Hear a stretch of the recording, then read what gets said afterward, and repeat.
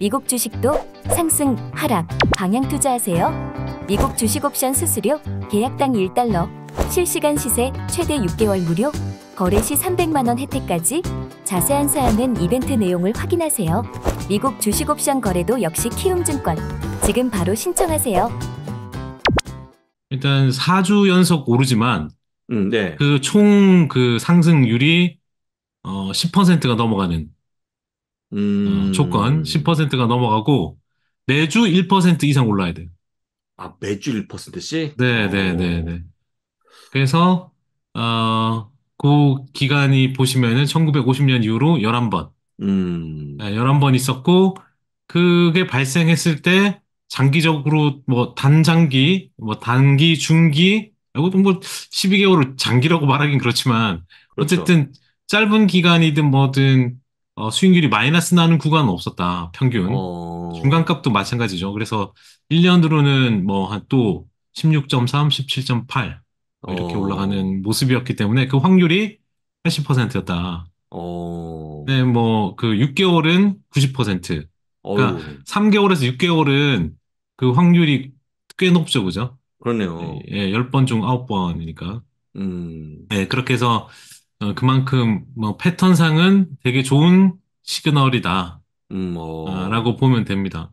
그렇군요. 예. 그리고 요거는 그러면은 근데, 예, 12월에 예, 말씀하세요. 근데요, 이사님, 예. 하나가 잠깐 궁금한 게, 네. 그러면 장이 굉장히 좋은 거 아닙니까? 네, 네. 향후에도? 네. 좋아지는 건데, 10월 30일 네. 이전에 파신 분들은요, 네. 지금 들어올 타이밍이 눈에 안 보이는데 어떻게 합니까, 그러면? 없는 분들은? 그래서 이제 이번 그래프를 보여드리는 아, 거죠. 이거 지금, 이제 나오는군요. 한번, 예, 네네. 너무 궁금해서 네네. 여쭤봤습니다. 예. 자, 그러면은 이번 그 계절성, 그러니까 계절성에 따르면 12월까지 상승을 하잖아요. 예, 예, 그렇죠. 그 앞전에 뭐 키움에서 했을 때도 보여줬지만 그 계절성에 따라서 12월 말까지 오르지만 지금 여기 보시면은 그러니까 이게 주봉이기 때문에 24개 바, 그러니까 어, 24주죠. 그러니까 주봉이기 때문에 예, 168일, 그 다음에 예, 25, 하니까 25주, 예, 175 영업일. 예, 이번이 이제 24개 바 168이거든요. 예. 그러면은 보통 그, 요런 구간을 지나면 조금 빠져요. 좀 네, 빠진다. 네, 네, 네. 약간씩 이제 뭐 그런 게 그래서 그런 게 있기 때문에 향후 2주 동안은 조금 이제 빠질 확률이 약간 있다. 통계상, 예, 통계상이죠. 아니, 예, 통계상, 예, 예, 통계상. 예, 통계상. 그래서, 그리고 나서 이제 4,600 여기, 이걸 찍을 음, 확률이 있는 거죠. 그러니까 결국 어, 이제 조금 조정받고 이제 다시 올라간다는 소리인데, 그럴 때 어, 사셔야지 뭐 어떡하겠습니까? 네, 그러면 좋은 기회네, 네, 지금이. 네, 예. 그래서 만약에 조정받으면 대부분 여기 10주 이동 평균이거든요. 이게 좀 어, 올라올 때, 여기서 이렇게 조정받을 때 뭐 사야 되는 그런 모습이고요. 음, 그리고 여기 보시는 뭐 1월 1, 2주, 뭐, 1월 달 정도 지나면은 4,800 간다. 그 어, 정도 이제 보고 있는데, 뭐, 저기, 탐리도 비슷하게 보여요. 탐리도 지금 지그재그라고 되어 있거든요. 그래서 아, 이 소프트는 이렇게 W 형태를 그리고 결국에는, 산타클로스로 4,800 간다는 거예요. 4,800이면 올타임 하이죠? 네네. 그래서 올타임까지. 이런 과정은 나온다는 거죠, 이제. 예, 야, 예. 한 달 남았는데 이런 과정이 나온대요, 일단. 한 달에, 한 그 달 안에 그 네, 다양한 일이, 네, 예, 예. 뭐 한번 지금 기대해 보겠습니다. 보시면은 그 FOMC 미팅 뭐 이런 게 PC가 있다 보니까 예, 그러네. 있을 수 예, 있겠네요. 이런 구간이 나올 수도 있다. 아까 예, 뭐 안부장 이야기한 대로 뭐 그래서 예, 예. 그런 게 보일 수 있기 때문에 뭐 그럴 때 잘 매수하면 좋겠다. 예, 음, 보시면 될 것 같고요. 한번 뭐 블랙 프라이데이 했으니까 그냥 이 숫자나 이런 거는 다 아니까 넘어가고요. 근데 이제 일단 그 소비자 지출이 예상을 뒤엎고 이제 강세를 유지하는 어, 이유가 네, 결국은 뭐 이렇게 그래도 잡을 많이 가지고 있으니까 실업률이 낮아서 그런 어, 걸 수도 있을 것 같고 또 하나는 이게 지금 상품보다는 소위 말하는 경험을 사는 거예요. 그러니까 소비자들이 오늘 기사에도 나오던데 이 테일러 스위프트의 그 티켓 가격이 천정부지리 계속 올라가거든요. 그게 대표적인 인플레이션이라고 막 나오던데 그리고 이제 그 와, 파리 여행 가는 거 그다음에 그 어, 최근에 그 캐리비안 크루즈 이렇게 소비자들이 상황이 안 좋은 것 같은데 크루즈의 경험을 위해서 많이 지금 예약한다. 아, 경험 때문에? 네, 네. 그러니까 아, 사람들이 상품은 안 사도 이게 약간 그 욜로 같은 그런 쪽으로 이제 패턴이 좀 있나 봐요, 미국도. 그래서 음, 예, 경험을 많이 중시하는 젊은 층들이 또 그런 걸 또 많이 하니까 음, 그래서 BNPL도 뭐 늘어나고 그런 것 같아요. 실제 당장은 돈이 크게 없고 그렇죠, 그렇죠. 그러다 보니까 이제 BNPL을 좀 많이 하지 않나. 음, 그래서 뭐 아까 마스터카드도 이야기했는데 어쨌든 이커머스가 훨씬 이제 좀 커진 거죠. 젊은 층들은 또 오프라인에 가서 또 구매를 잘 안 하는, 요즘 그런 게 좀 있는 것 같고, BNPL로만 뭐 한 7,900만 달러 정도 했다고 하니까, 어, 일단 즐기고 보는 거죠. 즐기고 돈은, 보는 거죠, 뭐, 그냥. 예, 예. 돈은 나중에 좀, 예. 그 다음에 세일스포스 쪽도 마찬가지인데, 조금 늘긴 늘었지만 이커머스가 또 훨씬 셌기 때문에, 약간 다시 이제 이커머스가 좀 커지는 그런 흐름이고, 그러다 보니까 작년부터 해서 아마존이 페덱스를 배송 건수가 지금 둘 다를 지금 앞섰거든요, 이제. 맞아요. 전체 규모가 이제 앞섰기 때문에 거의 뭐 로지스틱계에 이제 뭐 1위로 부상하는 뭐 그런 모습입니다. 그 다음은 지금 그림은 보시면은 이 모기지금리, 이게 이제 모기지금리인데, 밑에 지금 여기 표시한 게 이제 모기지금리인데, 연준이 금리 인상 효과가 그렇게 이 영향을 많이 못 줬던 이유. 그러니까 보통 이렇게 금리가 올라가면 고통스러워서 실업률이 늘어나고 뭐 소비가 줄고 막 해야 되는데, 이 기존에 이제 대출이, 그러니까 기존에 가지고 있던 집들의 대출 론이, 모기지 론이 여기에 거의 이제 뭐 이쪽에 좀 많고, 여기까지라고 해야겠죠. 그러니까 금리가 높지 않은 구간에 많이 빌렸단 말이에요. 예, 음, 론이. 그래서 요게 좀 뭐, 지금 보신 2023년까지 조금씩 줄기는 약간씩 떨어지긴 하지만, 여기는, 좀 6% 넘는 건 이제 올라가고 있고. 그래서 이게 이제 가계가 낮은 수준의 이제 모기지 금리에 묶여 있다 보니까 뭐 집도 안 옮겼고, 그렇기도 하고, 그래서 이제 금리 인상의 효과가, 그걸 제대로 못 낸 거죠. 그렇다 보니까 잘못하면은, 금리를 그렇게 쉽게 또 못 내리지 않을까. 그러니까 왜냐면 지표가 좀 잘 나오니까 또, 어, 예, 그러다 보니 이제 이런 게 있는 게 아닌가. 또 하나는, 저기, 그 뒤에도 있을 것 같아요. 그 뒤에 제가 보기만 하고 넣은지 생각이 안 나는데, 일단 그건 뒤에 하고요. 그 다음은, 어, 주식과 관련돼서 지금 보시다시피 보통 이렇게 펀드는 해지를 하잖아요. 근데 네, 지금 해지를 하는 수요가 지금 줄었다는 거예요. 지금 떨어지고 있죠. 예, 음, 이 전체적으로 둘 다 떨어지고 있는데 이게 이제 시장 하락에 대한 보호용이에요. 해지한다는 거는. 내가 현물을 들고 있으면 현물이 빠지는 걸 방어하기 위해서 이제 해지를 할 거 아닙니까? 네, 그게 지금 약 10% 정도 줄었죠. 60에서 지금 50으로, 지금 여기가 60에서 50으로 줄었거든요. 그럼 이거는 시장에서 어떤 생각을 가지고 이게 해석을 어떻게 해야 되냐면, 뭐 시장에서는 급격한 향후 급격한 하락은 없을 거라는 거에 대한 시장의 뭐 어떤 움직임이라는 거죠.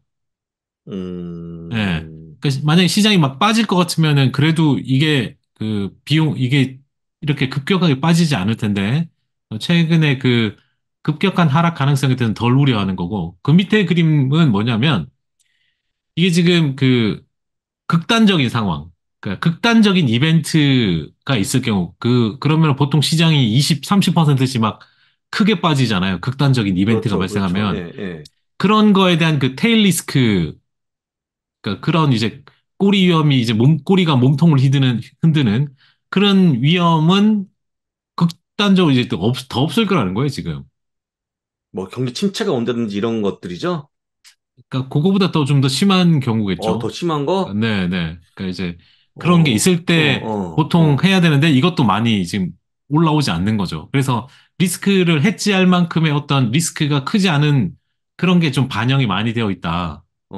지금 그런 어, 상황이라는 거죠. 그래서 아직은 위험에 대한 그런 그 위기의식을 좀 많이 없는 상황이다라고 보시면 될 것 같습니다.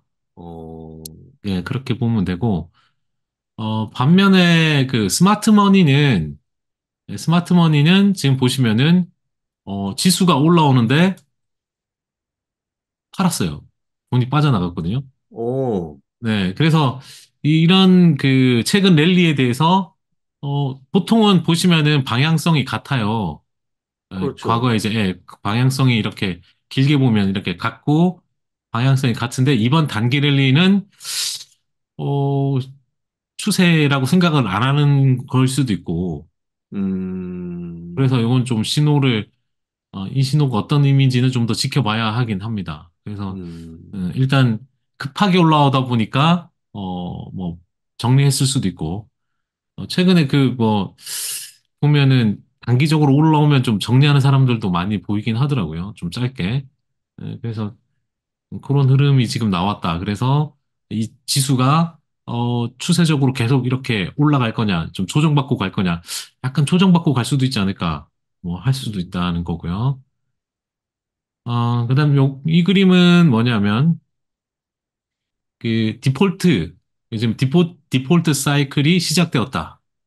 즉, 여기 하이힐드 본드랑 론에 대한 지금 보시면은 이게 올라가고 있죠. 여기가 지금 이렇게 계속 올라가고 있기 때문에,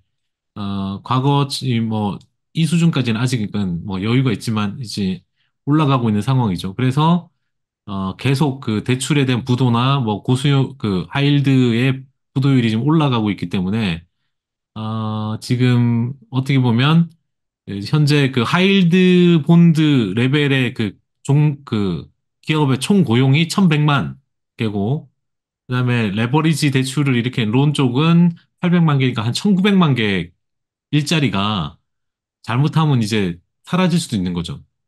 근데 어, 아직까지는 아니에요. 근데 그만큼 위험이 되고 나중에 만약에 더 높아지게 되면 결국 일자리를 잃게 되면은 이제 실업률이 올라갈 수 있는 거죠. 그래서 여기서는 2024년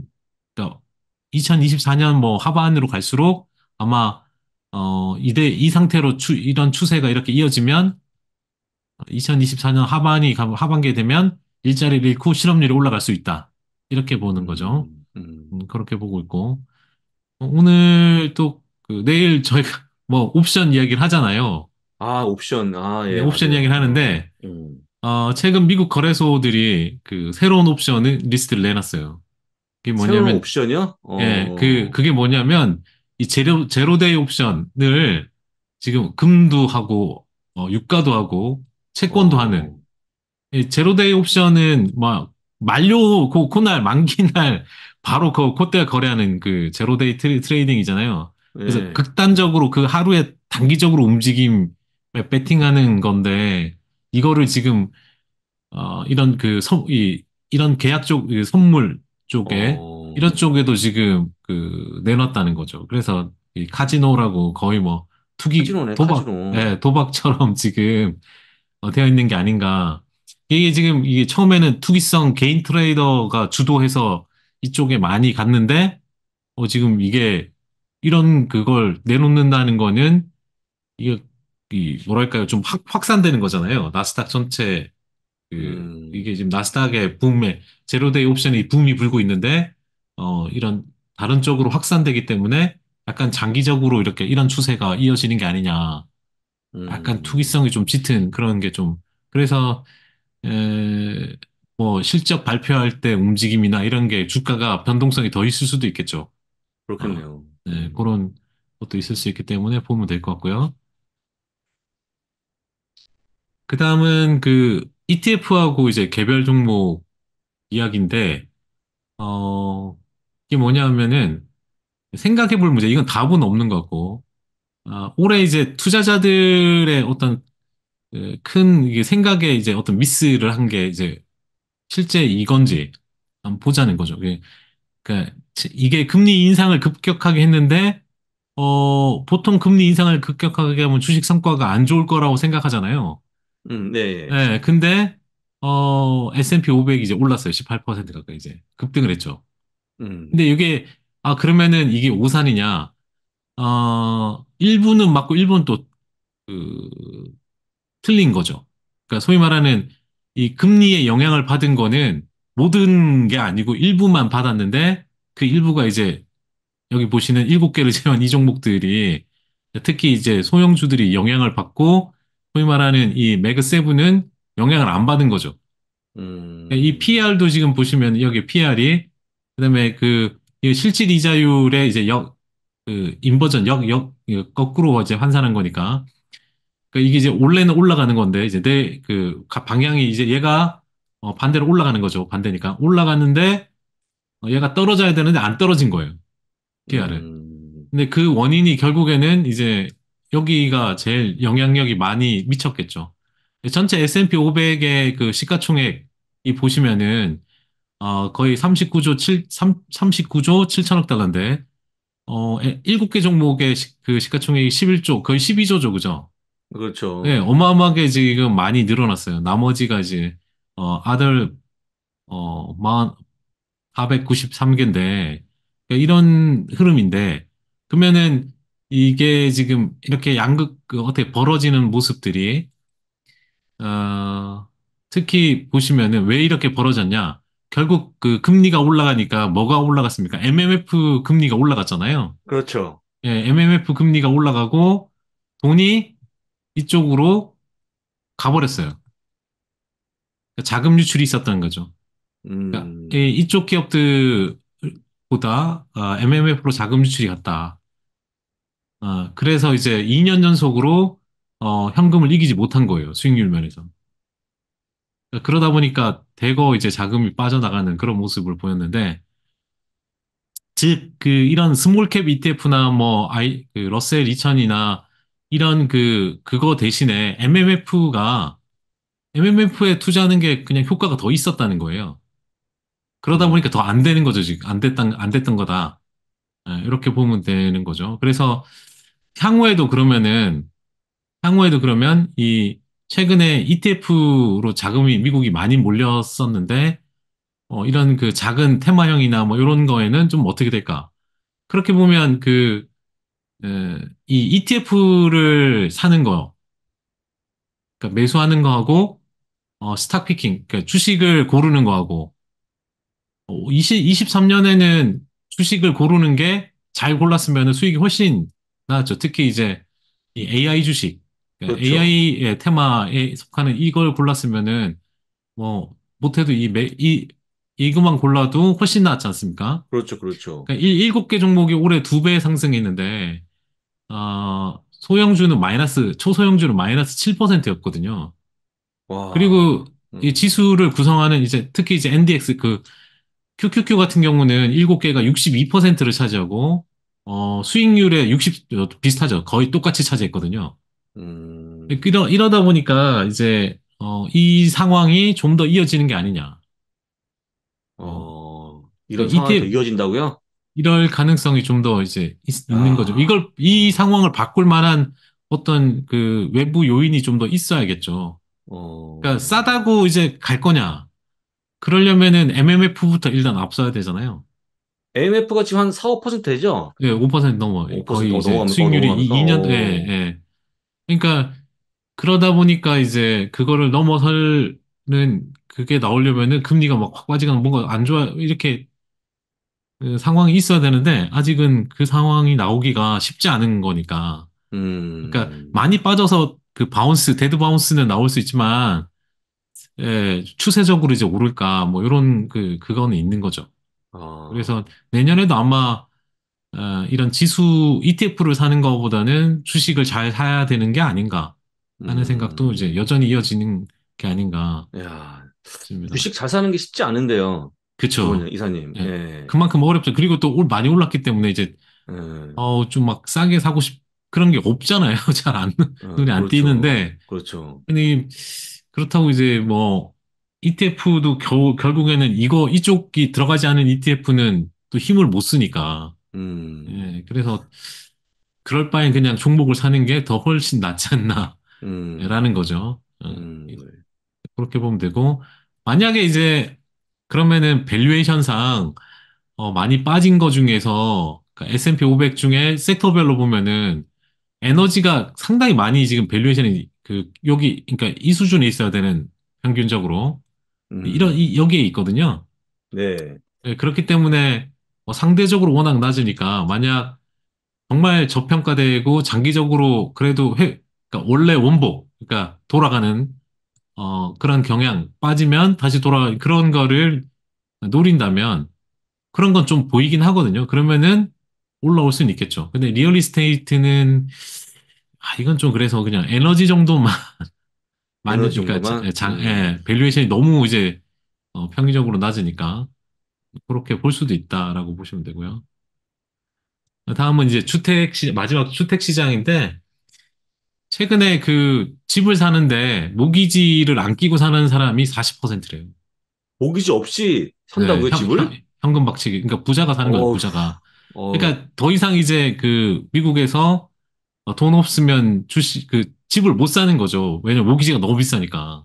야, 감당하기가 안 되니까 이제 올해는 이제 35% 작년 여기까지. 근데 35%대 지금 올라가고 있는 거예요. 지금 현금 구매가. 어, 그래서 이 시장이 이제 현금으로만 구매할 수 있는 시장이 되어가고 있는, 이렇게 되면은 못 버틸 수도 있는 거죠. 그죠? 와. 경제성이 좀 안 좋아질 수도 있는 거니까. 이런 흐름으로 가고 있다고. 지금 돈 많은 사람은 엄청 많은가 봐요. 현금으로 아니, 돈 다. 많은 사람들이 지금 아주 뭐, 네, 집을, 좋죠. 살기 네, 좋죠. 근데, 네, 야, 집을 한 채로 산다? 음, 대박인데요? 네. 그런 흐름을 보이고 있어서, 부럽습니다. 네. 부러워요. 음, 그 다음 이제, 지난주부터 나왔던 그 온 디바이스 AI. 이게 뭐냐면, 그냥 놓고 보면 클라우드나 인터넷 뭐 연결 없이 기기 자체에서 이제 데이터를 처리하고 AI 알고리즘을 수행하는 건데, 테슬라가 오늘 뭐 그래도 플러스권에 있는 거는 아마 이 FDS 12 버전, 12 버전이 이제 직원들한테 배포되고 더 이상 베타를 안 붙인다고 했는데 상용화 가능성이 연말에 뭐 일단 그걸 보는 것 같아요. 그래서 온 디바이스는 뭐 아시겠지만 뭐 가장 애플이나 뭐 삼성이든 전부 이제 스마트폰이나 모든 기기에 이제 이걸 붙이려고 하는 거고 그러다 보니까 거기와 관련된 뭐 반도체 회사들 그런 쪽이 좀 움직일 가능성이 있죠. 음. 예, 그런데 이제 최근에 요건 AI 이야기는 뭐 시간이 없으니까 그거는 그냥 넘어가고 그다음 보면 이게 뭐냐면 온 디바이스는 대부분 어디에 속하냐면 여기에 속하죠. 이게 시스템 아스키 쪽에 속하는 이게 뭐냐면 그 모든 칩을 뭐 맥으로 설명하면은 하나에 이렇게 자기들이 설계해서 여기다 올리잖아요. 네. 그럼 자기들이 CPU도 저거 하고 뭐 GPU 쪽도 뭐 하지 않습니까? 그다음에 뉴럴 칩도 이렇게 들어가고 뭐 이렇게 하는데 이게 지금 AI 쪽에 그 현재의 어떤 워크로드가 이제 저 계속 말씀드리지만 트레이닝에서 이제 추론, 인퍼런스로 넘어가는 상황이거든요. 이걸로 넘어가는 상황이 아까 온 디바이스 AI하고도 이제 관련 있고 어, 그러다 보니까 이런 어떤 이런 흐름들에서 CPU 같은 경우는 그냥 기본 베이스라인이죠, 그냥. 이건 기본으로 깔고 가야 되는 거고. 그래서 뭐 범용이나 뭐 기본적인 부분은 매우 높은 거고, GPU 같은 경우는 뭐 추론에 있어, 여기 보시면 추론에 있어서는 이렇게 훨씬 더 필요한 부분이죠. CPU보다는 훨씬 이제 더 필요한 부분이고, 그래서 이게 일반적인 그 부분인데, 근데 FPGA는 약간 유연성은 있지만, 이게 많이 쓰이기에는 조금 그래요. 그래서 지금 가장 적합한 여기로 이제 대부분 될 거란 말이에요. 그래서, CPU 칩도 이제 자기들에 맞게끔 만들고, GPU도 그렇고, 모든 걸 자기들한테 맞추는 거죠. 그래서 이런 일반성은 떨어지지만, 상당히 수행력 높은 그런 쪽으로. 그래서, 어, 이쪽으로 아마 이제 특화돼서 이제 가야 되는 부분이 있는 거죠. 그래서 아마 시장은 이 GPU와 ASIC로 이렇게 양분되지 않을까. 시장이 그렇게 두 개로 이제 갈릴 수 있다. 이렇게 보면 될 것 같습니다. 그래서 어, 이제는 뭐 GPU 시장에서 이렇게 넘어가는 흐름도 나올 수 있겠다. 제품 중에 음, GPU를 이렇게 많이 받지만 그 다음으로 가는 게 이제 이쪽으로 이제 가는 거죠. 온디바이스 AI를 하려면 여기로 가야 되니까요. 그렇게 보면 되고요. 자, 그다음 엔비디아는 최근에 이제 여전히 그래도 GPU 가 많이 남아 있기 때문에 그래서 최근까지 데이터 센터 GPU 매출을 보면은 700억 달러인데 평균 단가가 2만 불이라고 잡으면은 GPU 선적을 이제 시프먼이 이제 350만이고요. 나누면은 그러면은 현재 클라우드 서버 설치는 2,600만 대거든요. 그러면 요거를 요를 예로 나누면 현재 GPU 서버 지금 저기가 13.46%예요. 그래서 요게 지금 어, 저기 뭐라 그러죠? 이걸 지금 전환한 확률이 그래서 여전히 많이 남아있죠. 13.4%밖에 지금 안 되어 있기 때문에 추가로 이제 아직까지 남아있으니까 걱정할 필요 없는 것 같고. 근데 주가가 지금 최근에 실적 발표하고 별론데 이 흐름상 보시면은 약간 막고 있는 상황이죠. 그래서 이 지금 보시는 이런 조정 구간, 요 앞전 조정 구간, 그럼 요 조정이 지금 계속적으로 일어날 가능성도 있다. 그러니까 어, 내년 1월 22일, 그러니까 요 기간 동안 상승, 하락, 상승, 조정, 뭐 이런 흐름이 이제 모양이 이 돌파해서 올라가기에는 아직까지는 어, 아닐 수도 있다는 거죠. 그래서 요거는 이제 그냥 패턴을 보면 그렇게 된다라는 거예요. 근데 이제 여기서 강하게 갈 수 있는 그게 나오려면은 약 좀 시간이 걸리지 않느냐. 그러니까 테크니컬하게 어, 보면은. 그래서 만약 피보나치로 지금 이게 1.68배거든요. 그러니까 이거 이렇게 걸린다는 거예요, 지금 여기가. 여기가 어, 여기서부터 올 때 지금 1.68배로 올라왔다는 거죠. 493이. 그러면 여기서 뭐 이렇게 있다가 그 다음 추가 상승을 하면은 2.618배가 732거든요. 그래서 이런 과정을 거칠 수 있다. 그래서 너무 급하게 올라가지 않는 테크니컬하게 뭐 그렇게 보일 수도 있다는 거죠. 음, 그러면 최근에 가장 좋은 이제 마이크로소프트 같은 경우는 지금 보시면은 오히려 이제 이런 기간 조정을 돌파하고 어, 올라갈 수 있는 그런 모습이죠. 어, 1.618이 402, 61.8% 반등하는 게 지금 402거든요. 어, 그러면은 연말까지 더 이제 추가로 가면 한 480까지 음, 테크니컬하게 보면 이제 갈 수도 있다. 이렇게 볼 수 어. 있습니다.